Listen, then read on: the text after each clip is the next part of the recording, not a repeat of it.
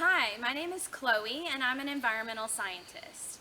I'm going to take you on a virtual hike today. TVA has designated natural areas for conservation and public enjoyment. Of the different types of natural areas, the one we will be visiting today is a small wild area. TVA has 28 small wild areas, 16 of which have trails. The trail we will be hiking today is Cave Mountain Trail in Gunnersville, Alabama. Come on, let's go.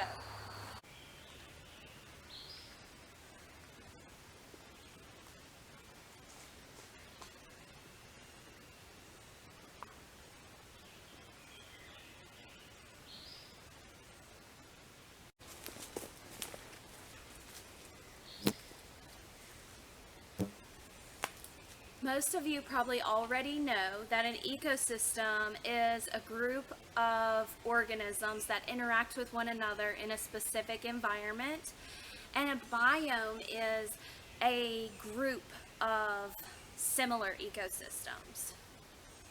Examples of biomes would be deserts, tropical rainforests, coral reefs, or temperate forests like this one. Some characteristics of temperate forests include moderate temperatures or non-extreme temperatures, 4 seasons, a good amount of rainfall, and fertile soils. Temperate forests have 3 layers. The canopy, which is made up of the tall treetops that give shade to everything below.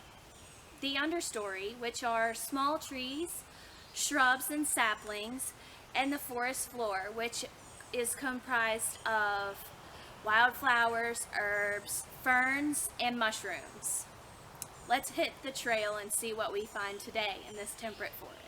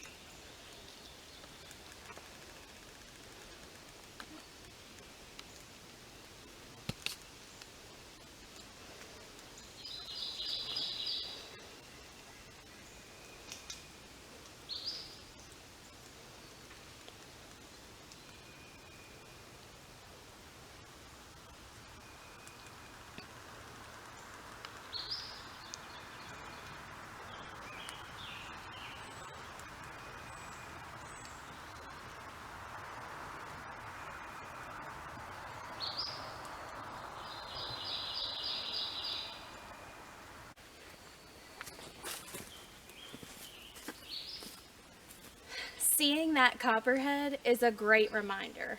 It's important to watch where you're walking. I'd hate to step on something I could harm or that could harm me.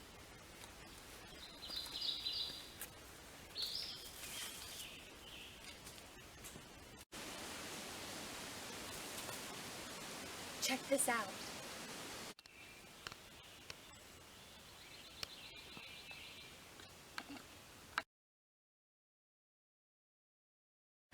Let's see what else we can find.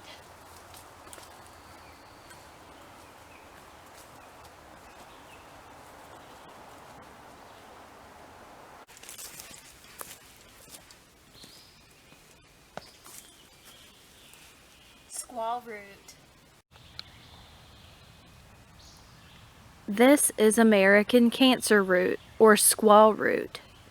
Used for medicinal purposes by Native Americans, this parasitic plant relies entirely on its host for nutrients.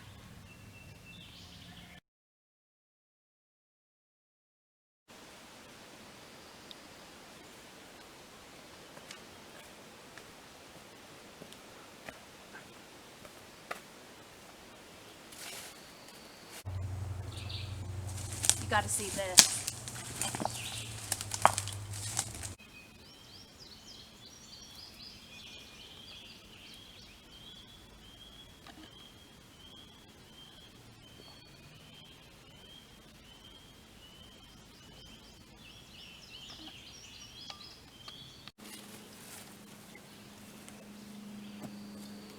Oh wow, look at this.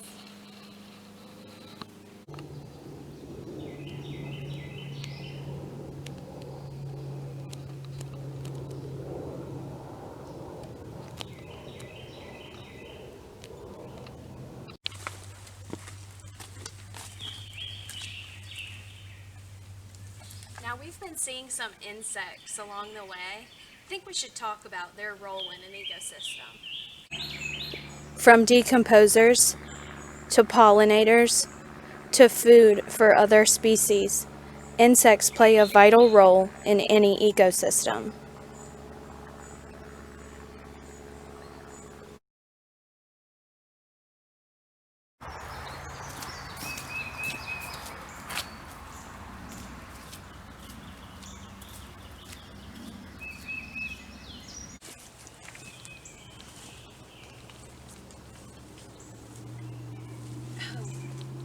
Here's another millipede.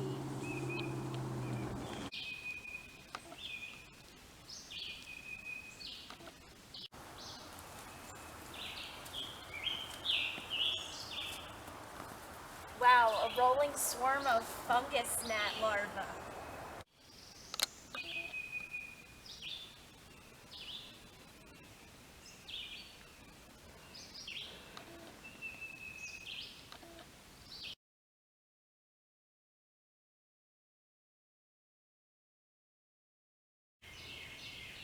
This is a jack-in-the-pulpit. This shade-loving woodland plant can live up to 25 years and produces berries that are eaten by birds and rodents.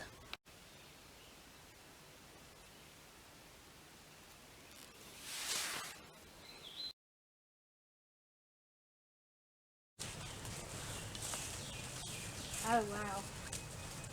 Look at all this Indian pink.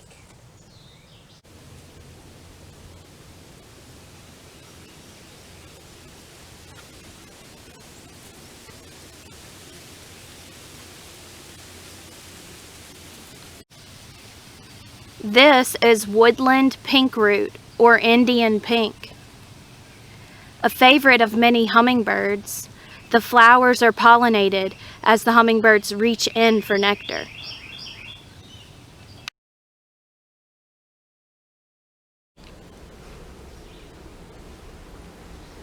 A dragonfly is an indication of a nearby water source. Baby dragonflies live and grow under the water, so to see an adult would indicate there is a water source close by.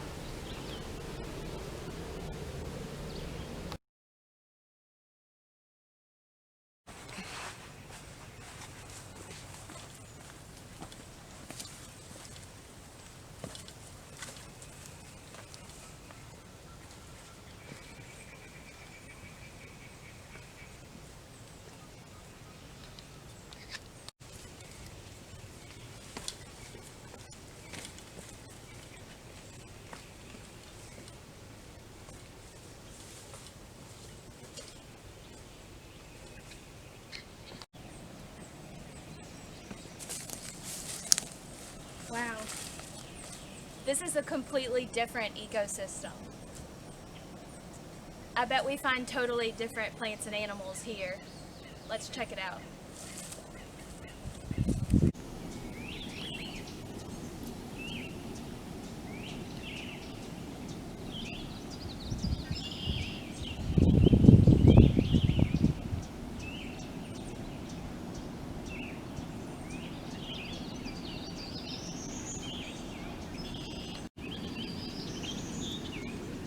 There might be an osprey nest on that transmission tower. Let's see if we can get closer.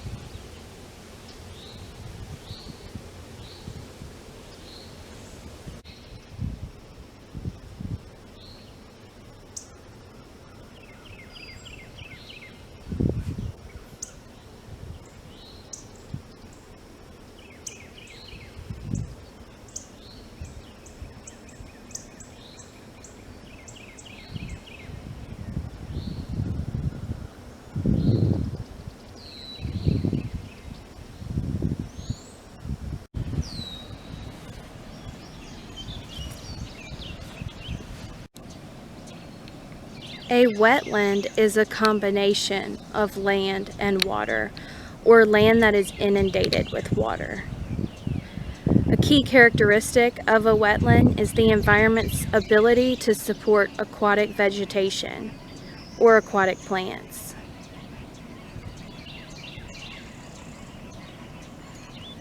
A swamp is a wetland with trees and seasonal flooding.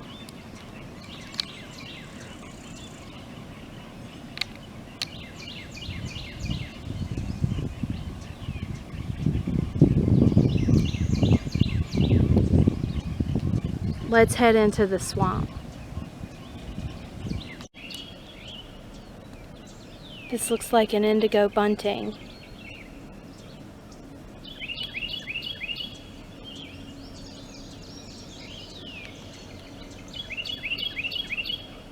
I'll see if I can get a little closer.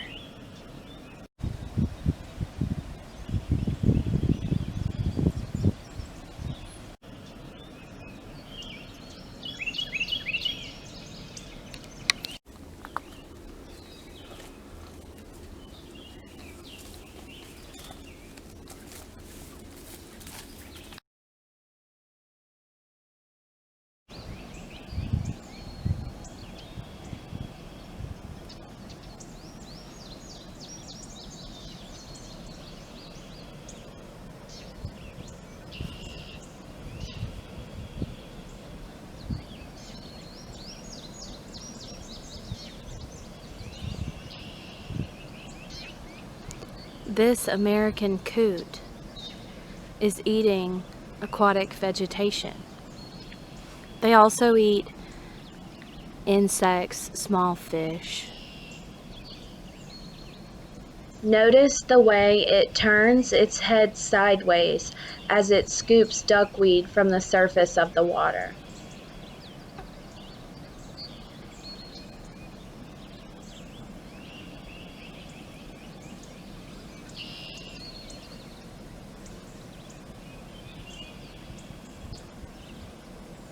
This is our Tupelo gum swamp. Tupelo gum, or water tupelo, are common in low, wet sites and are rarely found higher than 5 feet above the level of nearby stream beds.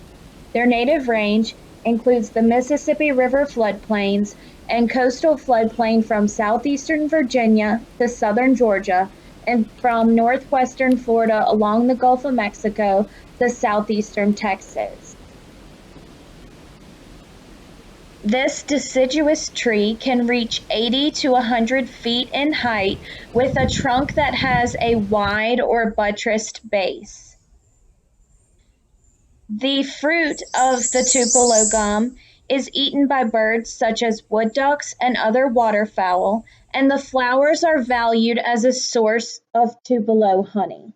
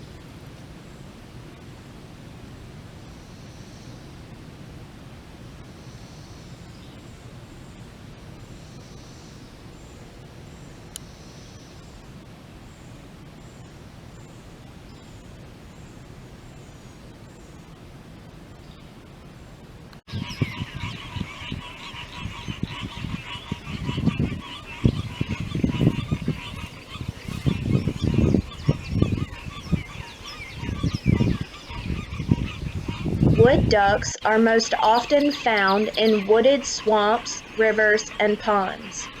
Unlike most waterfowl, they nest and perch in trees. Wood ducks are cavity nesters, often choosing a nesting tree with a cavity up to 60 feet high in the air. They line the cavity with down. Wood ducks also use nesting boxes, and the ducklings only remain in the nest for one day. They use their claws to climb up to the cavity's entrance and jump down to the ground to meet their mother.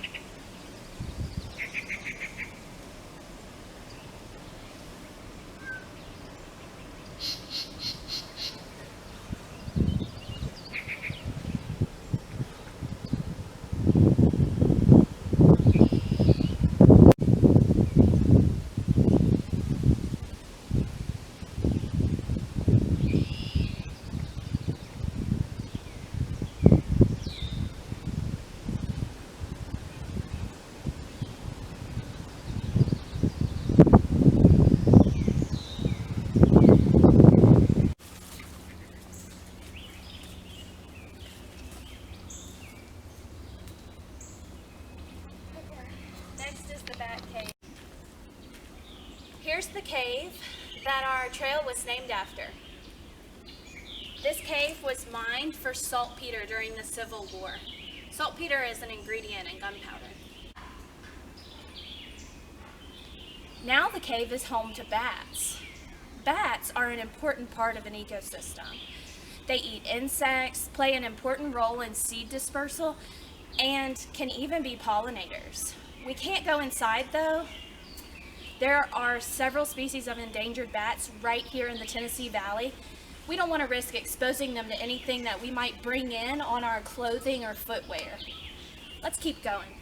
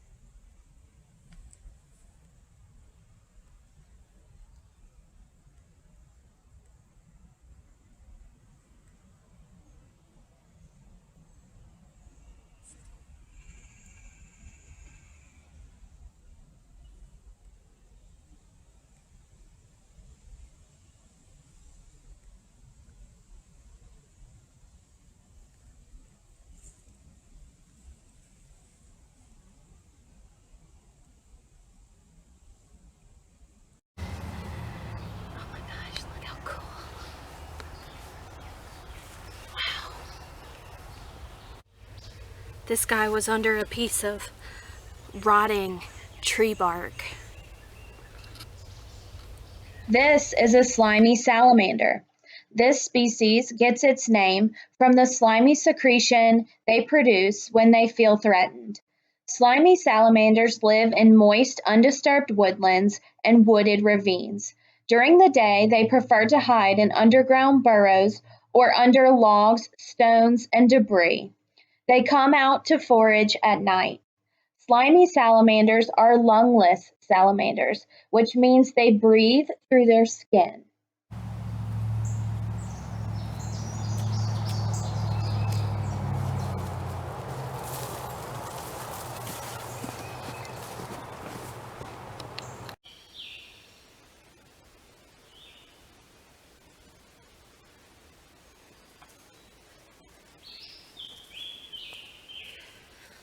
was a lot of fun.